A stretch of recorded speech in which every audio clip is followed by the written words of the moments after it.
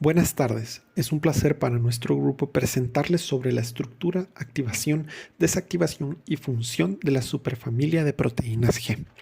Vamos a comenzar con una pequeña introducción, y es que las proteínas G son nodos centrales de la señalización celular.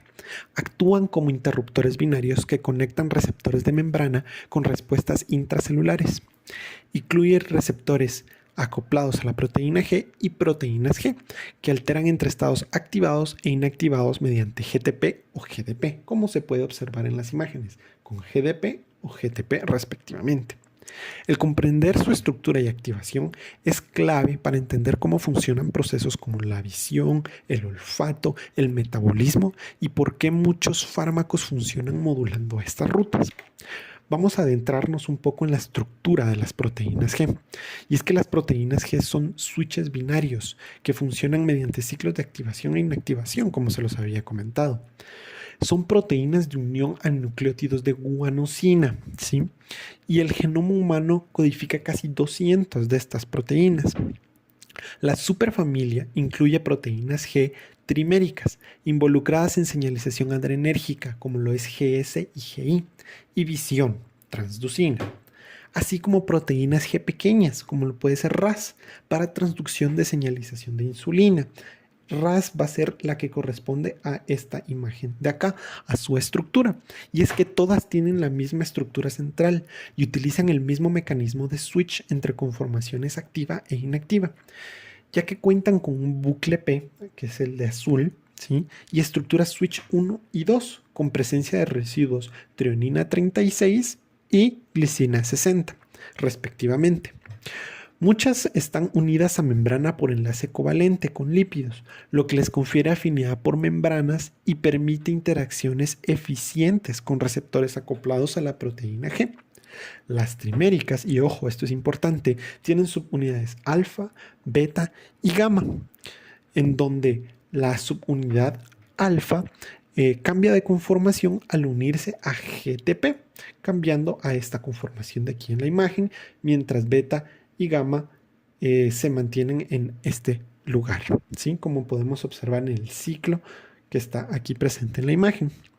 La localización en la membrana y sus regiones asiladas permiten interacciones eficientes con receptores acoplados a la proteína G y con sus dianas, ¿sí?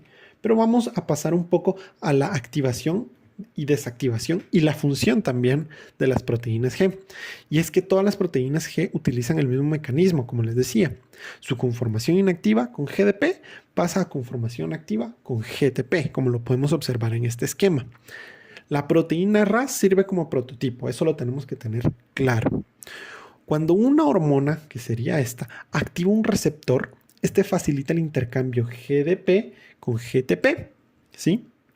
Con el GTP unido, la proteína expone las regiones del interruptor 1 y el interruptor 2, como lo habíamos visto anteriormente, que van a interaccionar con proteínas posteriores en la señalización.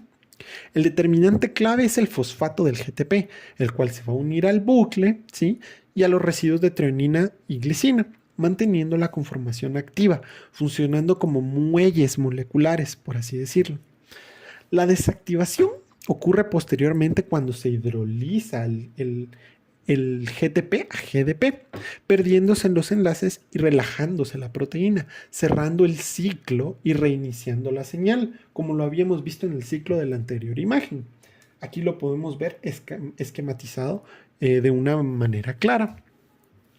El GTP en la subunidad alfa provoca su disociación del receptor y su unión a un efector, modulando producción de segundos mensajeros, como podría ser AMP cíclico, diacilglicerol y P3.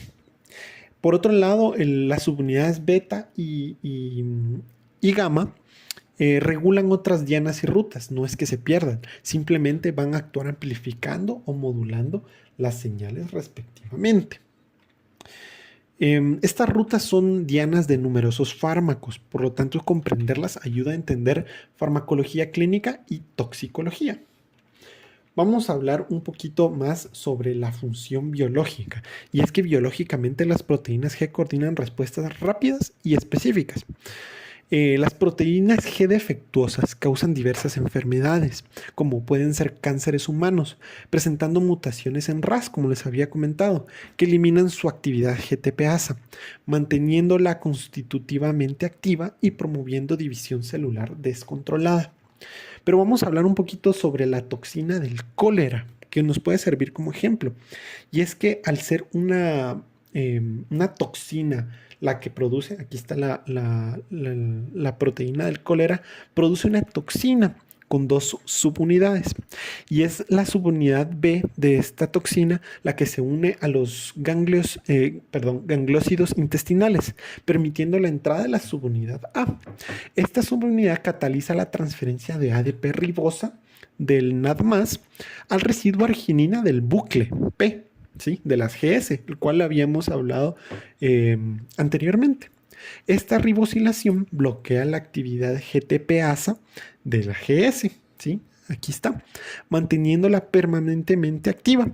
¿Y qué da esto como resultado?